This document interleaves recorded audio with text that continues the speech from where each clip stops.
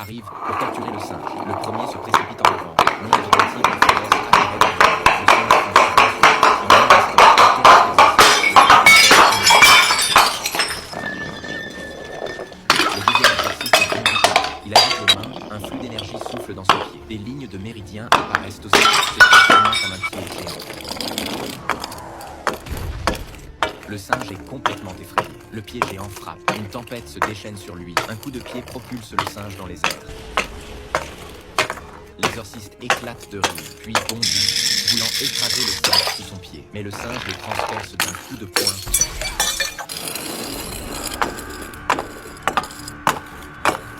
Bondit dans les airs et envoie l'exorciste voler au loin.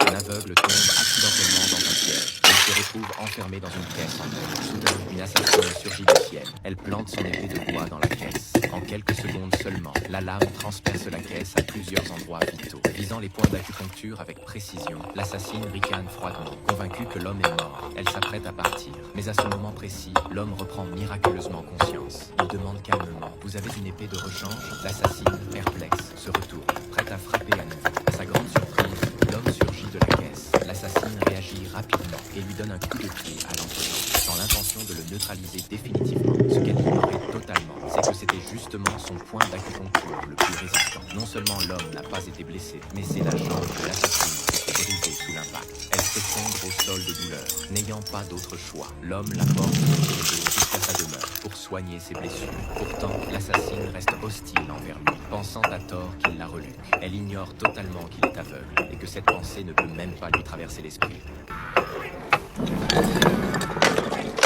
Le moine a échoué à plusieurs reprises lors de sa tête, car ses cheveux étaient un plus durs que l'acier. Même la hache de son maître ne rien. Le maître a siffle avec se prosterner.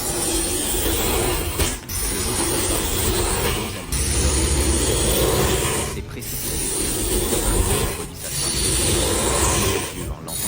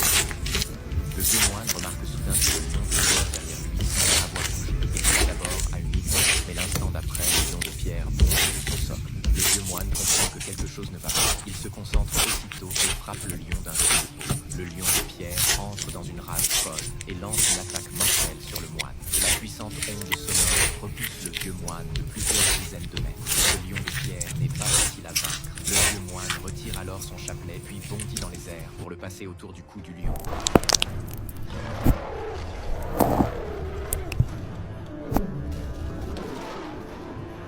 Il commence à réciter des incantations. Rapidement, le lion de pierre se calme. Le chapelet commence lentement à se pétrifier, emprisonnant le lion à jamais. Mais lorsque le vieux moine s'approche pour l'examiner, il découvre que sous les pattes du lion est apparu le caractère injustice. Alors que le vieux moine reste perplexe, un petit garçon couvert de blessures se réfugie au temple. Le vieux moine recueille le petit garçon. Mais étrangement, le petit garçon dort chaque jour au pied du lion de pierre, comme s'il existait entre eux un lien mystérieux.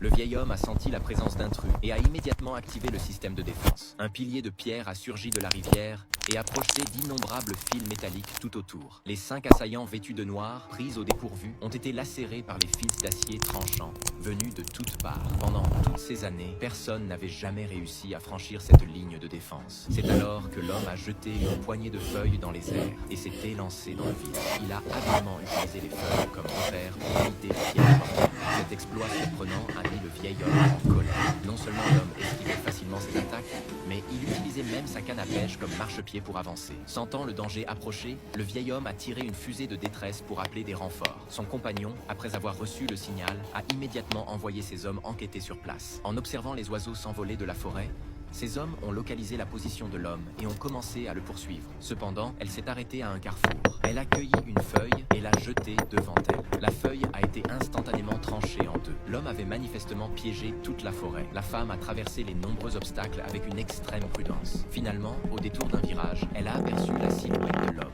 Au moment où elle s'apprêtait à l'attraper, elle a soudain glissé et a dévalé droit vers un piège mortel. Mais contre toute attente, c'est l'homme lui-même qui l'a sauvée, lui évitant une chute mortelle.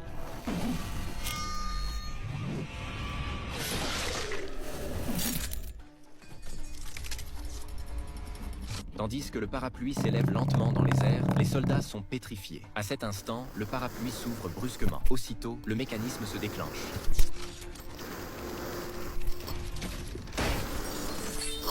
Les aiguilles d'acier dissimulées dans les baleines sont activées. Toutes les aiguilles jaillissent d'un coup. Les gardes tentent de les esquiver en urgence. Le propriétaire du parapluie surgit de nulle part. Il récupère le parapluie encore en vol et l'oriente vers les soldats pour lancer son attaque. Avec l'apparition de l'homme masqué, le parapluie semble prendre vie. Un combat acharné s'engage alors. Les soldats passent à l'offensive, mais l'homme part aisément avec son parapluie. Il active un autre mécanisme caché dans le parapluie.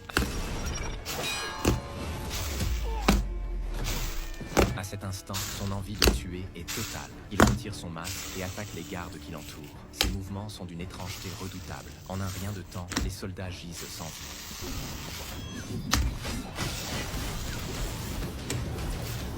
Le plus grand assassin vient d'épouser une belle femme, mais son père lui en veut terriblement et envoie des hommes pour le tuer. Le jeune homme ne peut se résoudre à laisser ses compagnons. Il choisit de se défendre sans attaquer, mais sa disciple, elle, frappe sans pitié. Chaque coup vise à le tuer. N'ayant plus le choix, le jeune homme décide de ne plus se retenir. Il lance aussitôt sa technique, l'art du contrôle des épées. Ses mains virevolent, il fait 8 épées violentes, mais soudain, Jia Feng surgit d'une part, depuis le toit, décochant un coup de poing dévastateur. Le jeune homme rappelle précisément ses épées et se protège. Elles sont dépassées par la force de frappe de Jia Feng. Le jeune homme fait à nouveau virevolter ses mains. Les 18 épées réapparaissent. Jia Feng active sa cloche de protectrice. Les épées volantes ne peuvent l'approcher. À ce moment, un rire sinistre résonne. L'apothicaire émerge lentement de l'eau. Le jeune homme n'aurait jamais vu son père gérer tous ses meilleurs coups. Il ne plus prendre ses adversaires à la légère. Il rappelle directement son commandant et lance à nouveau des flèches vers lui. Le Jia Feng est protégé par sa cloche d'or. Il encaisse toutes les flèches de plein fouet.